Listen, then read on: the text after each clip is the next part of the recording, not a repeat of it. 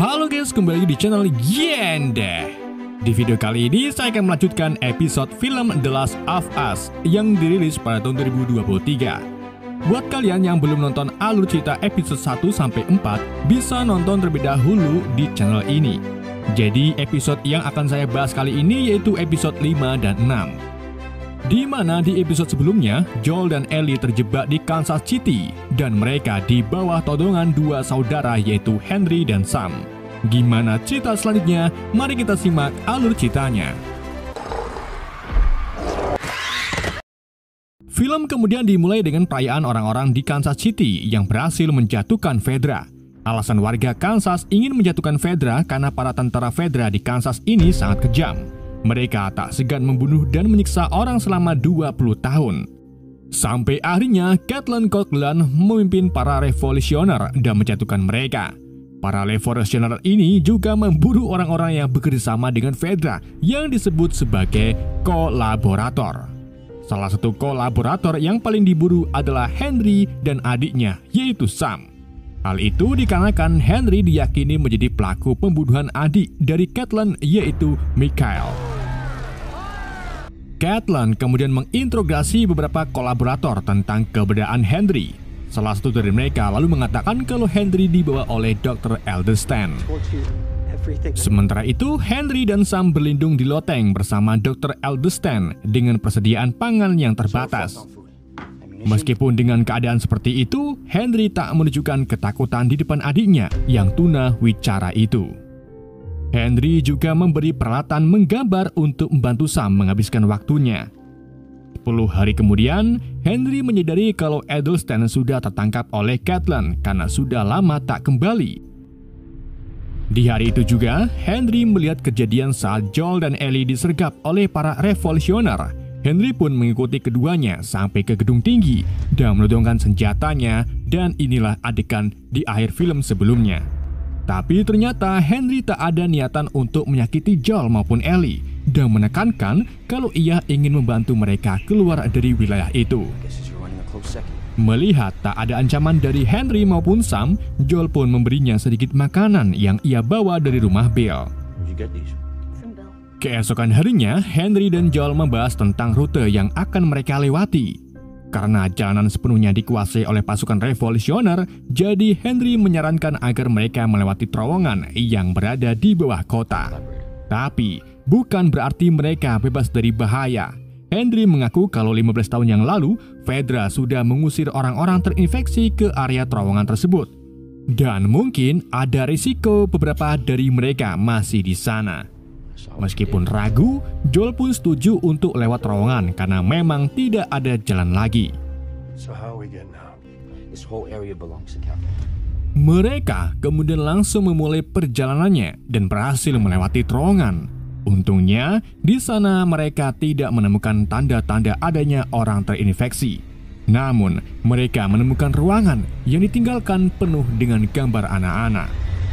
Di ruangan itu, mereka beristirahat sebentar.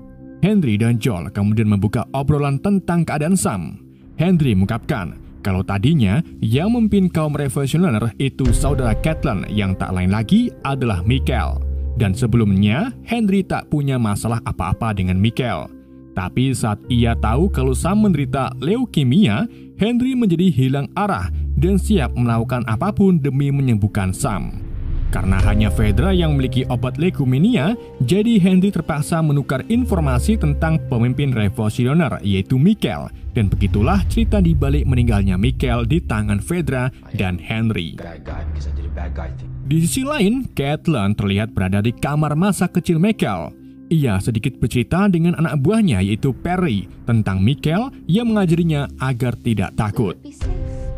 Caitlin juga ingat betul saat sehari sebelum kematian saudaranya, Michael meminta Caitlin agar memaafkan Henry. Namun sebaliknya, Caitlin tak ingin sedikit pun memaafkan perbuatan Henry. Kita kembali lagi ke Joel dan lainnya. Setelah hari mulai gelap, mereka pun melanjutkan perjalanannya.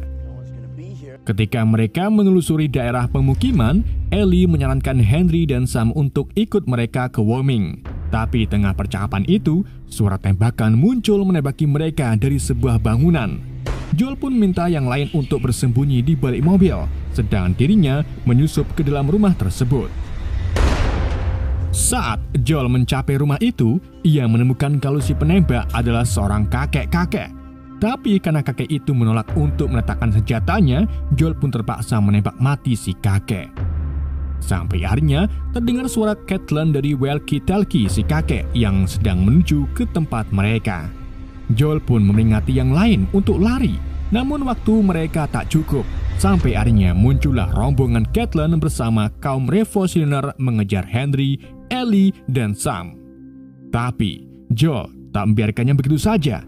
Ia menembaki pengemudi truk sampai truk tersebut menyungsep ke salah satu rumah dan menyebabkan ledakan besar. Saat Henry, Ellie, dan Sam sedang bersembunyi, Caitlin meminta Henry untuk menyerah. Henry pun bersedia muncul, tapi dengan syarat mereka harus membiarkan Ellie dan Sam selamat. Namun, Caitlin menolaknya. Jadi Henry meminta Ellie membawa Sam lari saat Henry menyerahkan diri ke Caitlin. Ketika Caitlin mau membunuh Henry, tiba-tiba terdengar suara gemuruh dari rumah yang terbakar. Ternyata di dalam rumah itu terdapat lubang tempat Fedra membuang orang-orang yang terinfeksi. Seketika itu juga, segerombolan orang terinfeksi muncul menyerang mereka, termasuk inang yang sudah bermutasi parah yang disebut Bloater. Sementara itu, Ellie menyelamatkan Henry dan Sam dari kekacauan itu, sedangkan Joel melindungi mereka dengan menembaki manusia-manusia terinfeksi. Lalu, saat Ellie, Henry, dan Sam bersiap untuk kabur, Caitlin muncul sambil mengarahkan senjatanya ke mereka. Sampai akhirnya, seorang anak yang terinfeksi muncul kemudian menyerang Caitlin dari belakang. Hal itu membuat Ellie dan yang lainnya berhasil kabur. Kabur! Joel lalu membawa Ellie, Henry, dan Sam beristirahat di sebuah bangunan. Setelah melalui kekecauan itu, Henry pun menerima tawaran mereka untuk ikut ke Wyoming. Di sisi lain, Sam dan Ellie saling membahas tentang ketakutan mereka melalui tulisan. Sam kemudian mengungkapkan rahasianya ke Ellie kalau dirinya mendapat gigitan di kakinya. Meskipun terkejut, Ellie menenangkan Sam dengan mengatakan kalau dirinya kebal akan gigitan terinfeksi dan percaya kalau DNA-nya menjadi obat bagi orang yang terinfeksi. Jadi, Ellie melukai tangannya dan mengoleskan darahnya ke luka gigitan Sam. Keduanya lalu berjanji akan tetap terjaga sampai pagi, tapi sayangnya Ellie malah ketiduran. Kemudian saat pagi tiba, Ellie melihat Sam yang duduk diam dan tiba-tiba menyerang Ellie. Saat Joel hendak menembak Sam, Henry langsung merebut pistolnya dan menembakkannya ke Sam sendiri. Henry pun terlihat shock setelah membunuh adiknya sendiri, jadi ia mengarahkan pistolnya dan melakukan bunuh diri.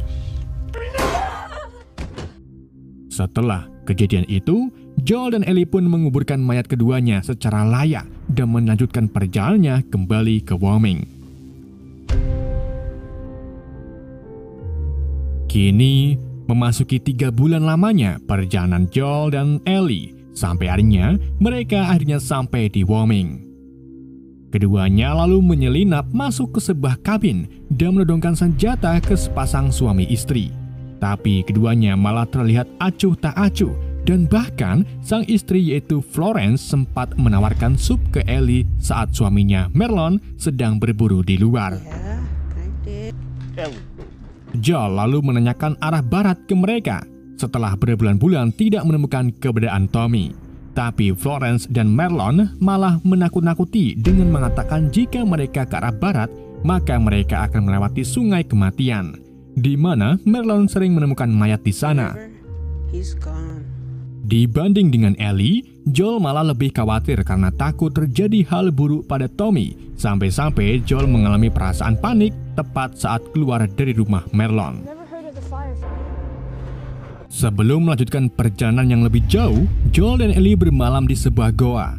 Keduanya kemudian membicarakan rencana masing-masing jika DNA Ellie benar-benar bisa menciptakan vaksin dan dunia kembali normal. What do we do?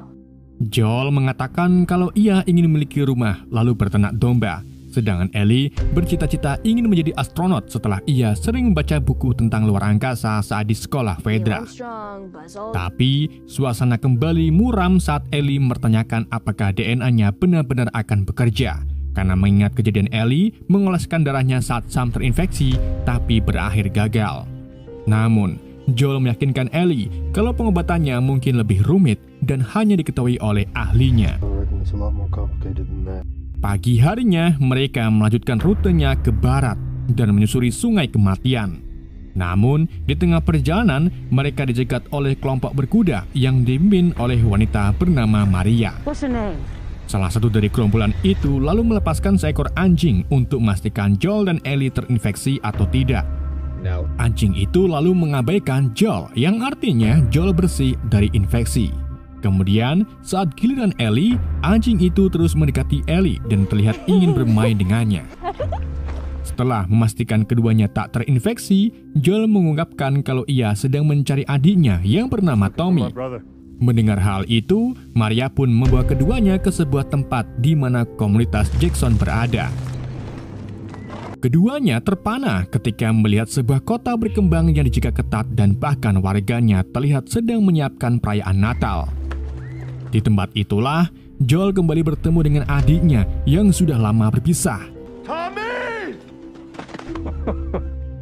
Tommy dan Maria lalu membawa Joel serta Ellie untuk makan di kafetaria. Tommy juga mengungkapkan kalau dirinya dan Maria sudah menikah dan kini keduanya sedang menantikan anak pertama mereka.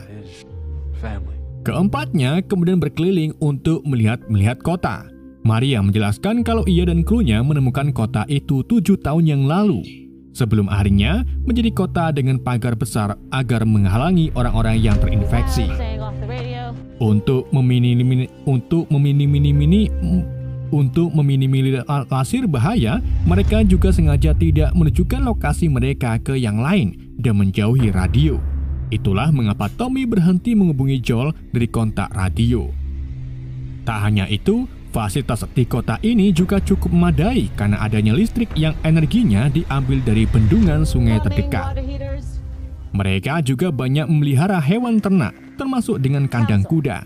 Maria lalu membawa Ellie ke rumah yang sudah disiapkan, sedang Tommy dan Joel pergi ke bar. Kakak beradik itu kemudian mulai menanyakan kabar masing-masing. Begitupun dengan Tommy yang penasaran dengan kabar Tess. Namun, Joel berbohong dan menjawab kalau Tess baik-baik saja. Joel juga mengungkapkan kalau ia sedang membantu Ellie menemukan keluarganya yang merupakan orang penting Fairfleece. Tommy lalu memberitahu kalau ada Camp Fairfleece di University of Eastern Colorado yang jaraknya sekitar seminggu jika menaiki kuda. Joel pun mengajak Tommy untuk ikut. Namun Tommy menolak karena Maria sedang hamil. Setelah membahas hal tersebut, Joel kembali mengalami perasaan panik dan berhenti saat melihat seorang gadis yang mengingatkannya dengan putrinya yaitu Sarah. Sementara itu, Maria memberi pakaian bersih untuk Ellie dan membantunya merapikan rambutnya. Di situ, Ellie baru tahu dari Maria kalau Joel pernah memiliki seorang putri bernama Sarah. Maria juga membawa Ellie ke layar tancap kota, tapi ia terlihat tak tertarik dan memilih keluar untuk mencari Joel. Di tempat lain, Joel dan Tommy kembali membahas tentang rute ke Camp Fairfleece di Colorado. Karena mungkin di sana mereka akan bertemu para penjajah ataupun orang-orang yang terinfeksi, Joel kemudian mulai jujur ke Tommy tentang Ellie maupun Tess yang sudah meninggal. Ia menjelaskan kalau Ellie kebal terhadap gigitan dan ia diminta Marilyn, pemimpin Fairfleece, untuk mengantarkan Ellie ke Camp Fairfleece lainnya. Selama ini, Joel sudah berusaha sebisa mungkin menjaga keselamatan Ellie. Tapi entah kenapa akhir-akhir ini Joel merasa dirinya lemah untuk melindungi Ellie. Itulah mengapa Joel meminta bantuan Tommy membawa Ellie ke Camp Fairfleece, karena ia takut jika nanti dirinya gagal. Mau tak mau, Tommy pun setuju untuk membawa Ellie besok pagi. Saat Joel kembali ke rumah, ia menemui Ellie yang ternyata sudah mendengar percakapannya dengan Tommy. Ellie pun marah karena dalam keadaan seperti ini, hanya Joel yang bisa dipercaya. Ia juga menambahkan bukan hanya Joel saja yang merasa takut karena kehilangan Sarah, tapi Ellie juga pernah merasa kehilangan mulai keluarga dan orang-orang di dekatnya Dan dalam keadaan yang terpuruk ini, hanya Joel lah yang ada untuk Ellie. Just be more scared. Joel pun menimpal kemarahan Ellie dengan menegaskan kalau Ellie bukanlah putrinya dan Joel bukanlah ayahnya. Dengan begitu, Joel memutuskan kalau keduanya tak ada urusan lagi. Setelah kejadian itu, Joel menjadi emosional dan mengingatkan kembali tentang Sarah. Keesokan paginya, Tommy dan Ellie mendapati Joel yang berubah pikiran dan tetap melakukan tugasnya mengantar Ellie ke Fairfield. Keduanya lalu pergi meninggalkan Jackson dengan menaiki kuda. Singkat cerita, mereka akhirnya kemudian sampai di University City of Eastern Colorado setelah 5 hari perjalanan. Tapi di sana, mereka tak melihat adanya aktivitas Fairfield. Keduanya lalu masuk ke dalam gedung dan menemukan petunjuk kalau para Fairfield menuju rumah sakit St. Mary di Salt Lake City, Utah. Bersama dengan itu, mereka mendengar langkah kaki yang ternyata adalah segerombolan para penjara. Joel dan Ellie pun segera pergi dari tempat itu. Namun salah satu pria menyerang Joel yang kemudian berhasil dijatuhkan oleh Joel. Tapi sayangnya, Joel mendapat luka di perut setelah ditikam para pria tersebut. Keduanya lalu cepat-cepat melarikan diri setelah melihat para penjara mengejar mereka. Saat kuda Joel dan Ellie membawanya ke tempat yang cukup jauh, Joel terlihat lemas karena kehilangan banyak darah. Seketika Joel pun hilang kesadaran, yang membuat Ellie panik sambil mencoba membangunkannya. Wah, kalau posisi seperti ini, Ellie bagaimana ya? Oke guys, sekian dulu. Kita lanjut lagi di episode selanjutnya. Oke guys, itulah alur cerita film The Last of Us episode 5 dan 6. Semoga kalian paham dengan alur cerita yang saya bawakan. Mohon maaf jika ada kesalahan dalam penyampaiannya. Sekian dari saya, sampai jumpa di video berikutnya.